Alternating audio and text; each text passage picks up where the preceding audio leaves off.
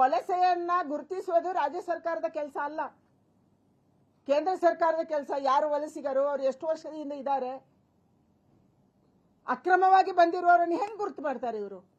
ಇವತ್ತು ಮಸೀದಿಗಳಲ್ಲಿ ಹೋಗಿ, ಮದ್ರಸಾಗಳಲ್ಲಿ ಹೋಗಿ ಇವರು 500 ರೂಪಾಯಿ 1000 ರೂಪಾಯಿ ಕೊಟ್ಟು ಈ ಸರ್ಟಿಫಿಕೇಟ್ ತಗೊಂಡ್ರೆ ನಾಳೆ ಎಲ್ಲದಕ್ಕೂ ಅದು ಅಪ್ಲೈ ಆಗುತ್ತೆ. ಮೇಡಮ್ 10 ವರ್ಷ ಇದ್ರೆ ಸಾಕಂತ ಹೇಳಿದ್ರು. ಕರ್ನಾಟಕದ 10 ವರ್ಷ ವಾಸ ಇರುತ್ತೆ, 8 ಕಂಡೀಷನ್ ಅದು ಒಂದು. ಅದೇ ಸರ್ಕಾರದ ಸರ್ಟಿಫೈ ಮಾಡ್ತಾರೆ 10 ವರ್ಷ. ಅದೇ 10 ವರ್ಷ ಇರಬೇಕು ಅಂತಂದ್ರೆ ಕರ್ನಾಟಕದಲ್ಲಿ 10 ವರ್ಷ ಇದ್ರು ಅಂತ ಸರ್ಟಿಫೈ ಮಾಡಲ್ಲ ಅಂತ ಏನ್ ಗ್ಯಾರಂಟಿ ಅಂತ ನಾನು ಕೇಳ್ತಾ ಇದ್ದೀನಿ. ಯಾವ ಜವಾಬ್ದಾರಿ ಇರುವಂತ ಆಫೀಸರು ಇದನ್ನ ಕೊಡಬೇಕು. ಅಟ್ಲೀಸ್ಟ್ ನೀವು TC ಕೇಡರ್ಗೆ ಕೊಟ್ರೆ, ಡಿಸ್ಟ್ರಿಕ್ಟ್ ಕಲೆಕ್ಟರ್ ಕೇಡರ್ಗೆ ಕೊಟ್ರೆ ಅವ್ರಿಗೊಂದು ಜವಾಬ್ದಾರಿ ಇರುತ್ತೆ. Because is IAS officer, is answerable to government of India also. ನೀವು ಇಲ್ಲಿ RIಗೆ ಕೊಟ್ರೆ ಅವ್ರು ಏನ್ ಬೇಕಾದ್ರೂ ಮಾಡ್ತಾರೆ.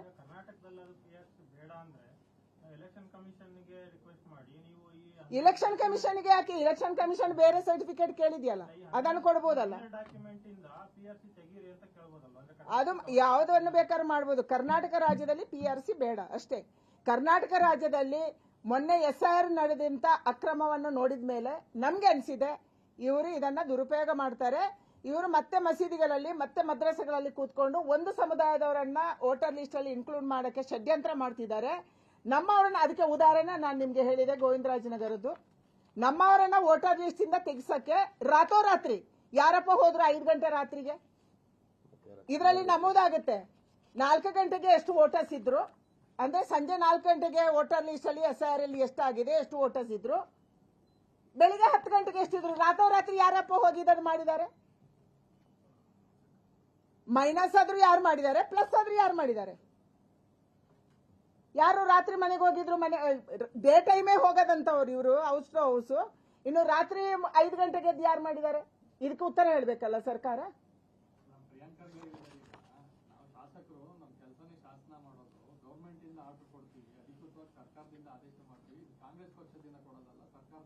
ಸರ್ಕಾರದಿಂದ ಕೊಟ್ಟಿದ್ದನ್ನೇ ನಾನು ಪ್ರಶ್ನೆ ಮಾಡ್ತಾ ಇದ್ದೀನಿ. ನಾನು ಇವತ್ತು ಈಗ ಓದಿರುವುದೇ ಕರ್ನಾಟಕ ಸರ್ಕಾರದ ನಡಾವಳಿಗಳು. ಇದು ಕರ್ನಾಟಕ ಸರ್ಕಾರದ ಆದೇಶ.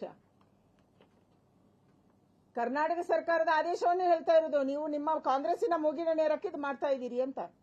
ನೀವು ಸರ್ಕಾರವಾಗಿ ಉಳ್ಕೊಂಡಿಲ್ಲ, ನೀವು ಕಾಂಗ್ರೆಸ್ ಪಾರ್ಟಿ ಆಗಿದ್ದೀರಿ. ವಿಧಾನಸೌಧದಲ್ಲಿ ಹೋಗಿ ಕಾಂಗ್ರೆಸ್ ಪಾರ್ಟಿ ನಡೆಸ್ತಾ ಇದ್ದೀರಿ. ನೀವು ಸರ್ಕಾರ ಇದ್ರೆ ಜವಾಬ್ದಾರಿಯಿಂದ ನಡ್ಕೊಳ್ಳುತ್ತೆ. ಕಾಂಗ್ರೆಸ್ ಬೇಜವಾಬ್ದಾರಿ ಇದೆ. ದೇಶದಲ್ಲೂ ಏನಾದ್ರೂ ಮಾತಾಡು, ವಿದೇಶಕ್ಕೆ ಹೋಗಿ ಏನು ಮಾತಾಡು, ನಮ್ ದೇಶಕ್ಕೆ ಏನೋ ಅಪಮಾನ ಮಾಡ್ಬೇಕು ಅದೆಲ್ಲ ಮಾಡು. ಇದು ಕಾಂಗ್ರೆಸ್ ಇದು ಕತೆ, ಸರ್ಕಾರದಲ್ಲ. ಮೇಡಮ್, ಈಗ ನೀವು ಇಷ್ಟೊಂದು ಗಂಭೀರ ಆರೋಪಗಳನ್ನ SIR ಮತ್ತು ಇದರ ವಿಚಾರವಾಗಿ ಮಾಡಿ ಚುನಾವಣಾ ಆಯೋಗಕ್ಕೆ ಮನವಿಯನ್ನು ಕೊಟ್ಟಿದ್ದೀರಿ, ದೂರನ್ನು ಕೊಟ್ಟಿದ್ದೀರಿ. ಆಯೋಗ ಇದಕ್ಕೆ ಪ್ರತಿಕ್ರಿಯೆಯನ್ನು ಕೊಟ್ಟಿದೆಯಾ? ಅದಕ್ಕೂ ಗೈಡ್ಲೈನ್ಸ್ ಮಾಡ್ತಾರೆ. ಅವ್ರು ಹೇಳ್ತಾ ಇದ್ದಾರೆ ಎನ್ಯುಮರೇಷನ್ ಫಾರ್ಮ್ ತುಂಬಲಿ, ಆವಾಗ ನಮಗೆ ಗೊತ್ತಾಗುತ್ತೆ ನಿಜವಾದ ವೋಟರ್ಸ್ ಕರ್ನಾಟಕದಲ್ಲಿ ಎಷ್ಟಿದ್ದಾರೆ ಅನ್ನುವಂಥದ್ದನ್ನು. ಅವರ ಗೈಡ್ಲೈನ್ಸ್ ಅನ್ನು ಫಾಲೋ ಮಾಡೇ ಮಾಡ್ತಾರೆ. ನಾವು ಅವರ ಗಮನಕ್ಕೆ ತಂದಿದ್ದೀವಿ.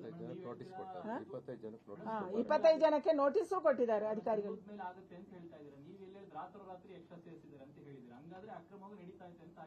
ನೀವು ಕಂಪ್ಲೇಂಟ್ ಕೊಟ್ಟ ಮೇಲೂ ಕೂಡ ಚುನಾವಣಾ ಆಯೋಗದವರು ಪ್ರೆಸ್ ಮೀಟ್ ಮಾಡ್ತಾರೆ, ಯಾವುದೇ ಅಕ್ರಮ ನಡೀತಾ ಇಲ್ಲ ಅಂತ ಅನ್ಬುಕ್ ಕುಮಾರ್ ಸುದ್ದಿಗೋಷ್ಠಿಯಲ್ಲಿ ಹೇಳ್ತಾರೆ. ಮತ್ತೆ 25 ಜನಕ್ಕೆ ನೋಟಿಸ್ ಹಾಕಿ ಕೊಟ್ಟಿದ್ದಾರೆ ಅಂತ ಅವರು ಅಷ್ಟೇ ಕೊಟ್ಟಿದ್ದಾರೆ. ಯಾರ್ಯಾರು ಮಸೀದಿ ಮದರಸೆಗಳಲ್ಲಿ ತುಂಬಿದ್ರು ಅರ್ಜಿಗಳನ್ನ ಅವ್ಯಾವೂ ವಾಪಸ್ ಪಡೆದಿಲ್ಲ. ಅದನ್ನೇ ನಾವು ಕೇಳ್ತಾ ಇರೋದು. ಇದೆಲ್ಲವೂ ಅಕ್ರಮ ನಡೀತಾ ಇದೆ. ಕರ್ನಾಟಕ ರಾಜ್ಯದಲ್ಲಿ ಅಧಿಕಾರಿಗಳಿಗೆ ದಬಾವ್ ಹಾಕಿ, ಅವರಿಗೆ ಒತ್ತಡ ಮಾಡಿ, ಅವರಿಗೆ ಹೆದರಿಸಿ ಈ ಕೆಲಸವನ್ನ ರಾಜ್ಯ ಸರ್ಕಾರ ಮಾಡಿಸ್ತಿದೆ. ಮೊದಲ ದಿನದಿಂದ ಕೂಡ ನಮ್ಮ ಆರೋಪ ಇದೆ.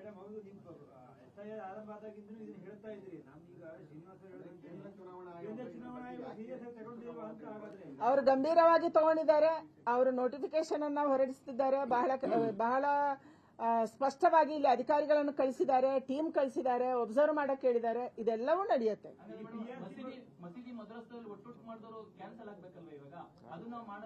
ಆಗತ್ತೆ ವೇಸ್ಟ್ ಆಗಲ್ಲ. ಅದಕ್ಕೆ ಅರ್ಥ ಬಂದೇ ಬರುತ್ತೆ. ವೇಸ್ಟ್ ಯಾಕಾಗುತ್ತೆ?